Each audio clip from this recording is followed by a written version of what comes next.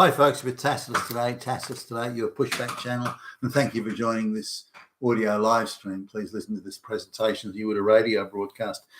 In this essay, I'd like to talk about the cultural awards. When I say cultural awards that are handed out, this is across the Western world or the Anglosphere. The English-speaking world is all I've checked on this, but I imagine it would be the same in Germany and elsewhere.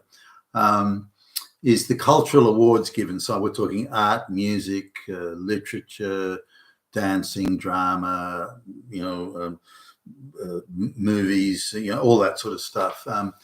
How many awards are given out to straight white males?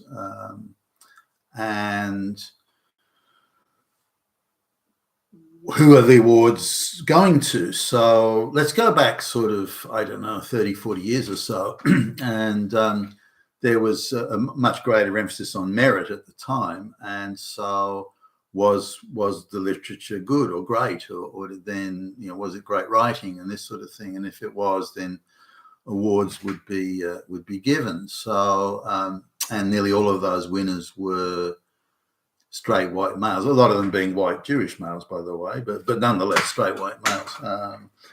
And this of course started to change, and the cultural side of Western society was completely infiltrated and taken over by the activist left, which in turn was taken over by the globalist machine, and then they became used as foot soldiers for creating social division and so on. But I noticed going through, I was just looking at it was a list of literary winners in Britain, and I looked through, and all of the awards were given to minority groups. Now, within the first few pages of looking at when I looked at a couple of the winners, because they seemed rather unlikely, I looked at a couple of winners, and they couldn't have won anything. If you look at the history books that are being given accolades and prizes and financial handouts and so on, within the first chapter, you can find so many historical errors and facts and omissions and outright lies that you think, how could this have even made it past the I mean, it couldn't have made it past.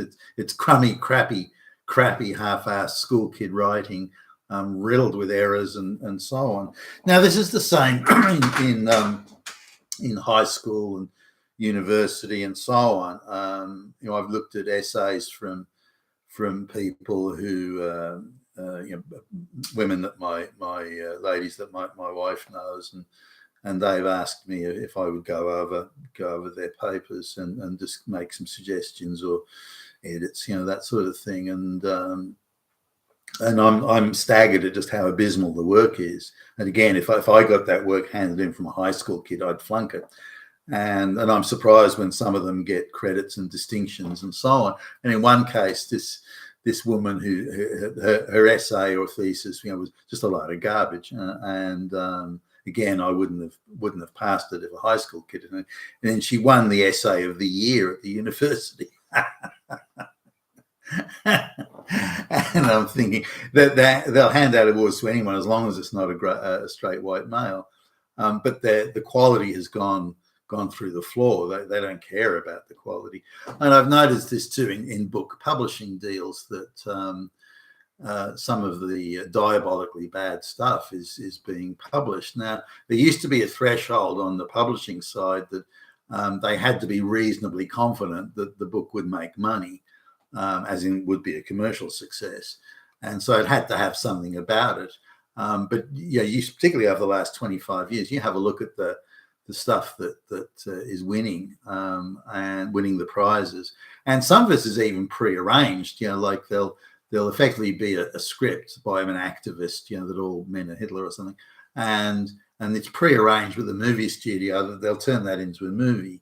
So there's a lot of behind the scenes propaganda machinations that go on as well. But whether it be painting or art, literature, music, it doesn't matter. If the minority people can't win it or can't get involved, they'll scrap the whole category and just start giving it out for ideological reasons. So you look at the history books written by black people, for example, or Indian people, or anyone that's non-white. There is not even the slightest attempt,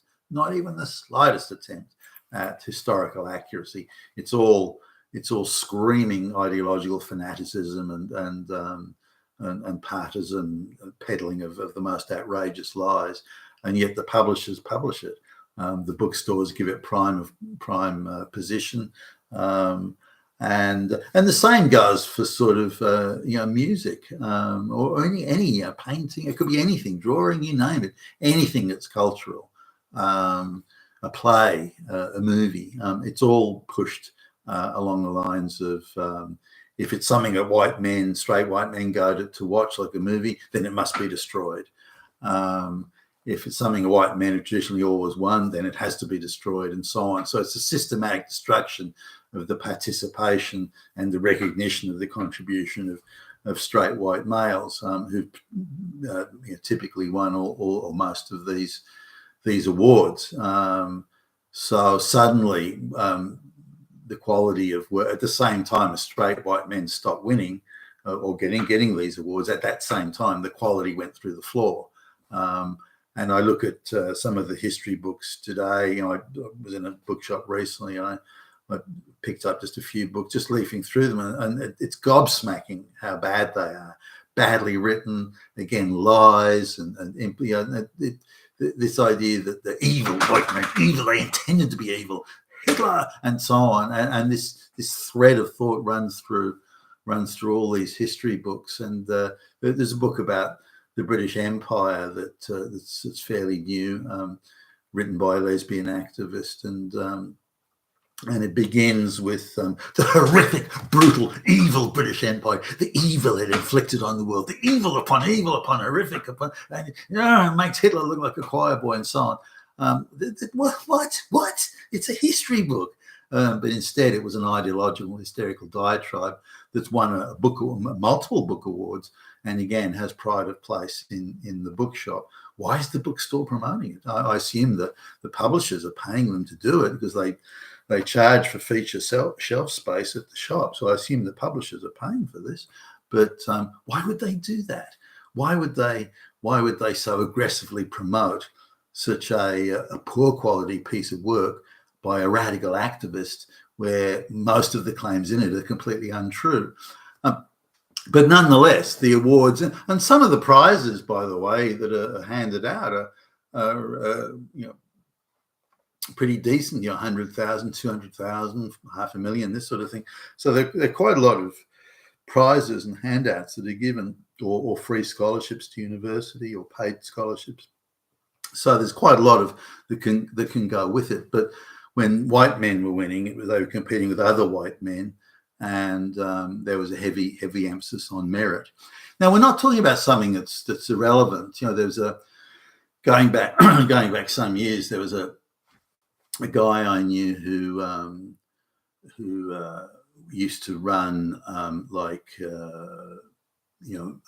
swimsuit models doing catwalk type stuff. That was his sort of thing, and you had to have a certain sort of you had to be able to walk down the catwalk in a certain way, and you're really a clothes horse for modeling clothes, on this case swimwear. But he included a girl who couldn't really do it, and she didn't have the right poise. But so I remember asking about it, and he said, look, she's got such great legs. Who cares whether she can do it or not? And this, so you did get some sort of corrupting influence. But the point is that out of the 10 girls doing the catwalk stuff, you could only afford one that wasn't really up to it.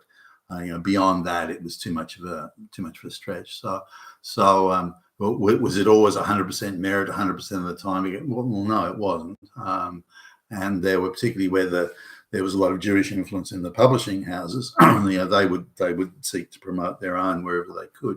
But still, the some of the Jewish writing was very, very good. So it wasn't just that it was without merit. It did have merit. Whether or not it was first prize, that you could debate. but would they have probably been in the first 3 or 4? I said, well, yeah, they probably would. It was still good writing. But this is now different today.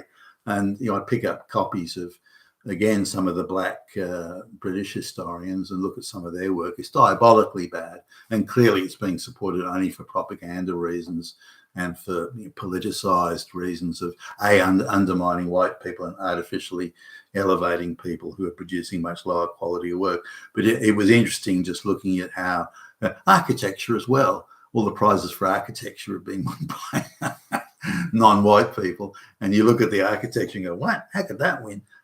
Is it clever or inventive? Maybe it's somehow very novel, or maybe it's super energy efficient, or something. Maybe there is another sort of reason why. But I can't see whatever it is. Maybe I'm too silly to see the brilliance of these non-white people. But to me, it's low quality work, and it's simply being put forward and given prizes and handouts and money and cash and accolades purely on the basis of politicization and ideological insanity. You've been with Tassos today at your Pushback channel. Thank you for listening.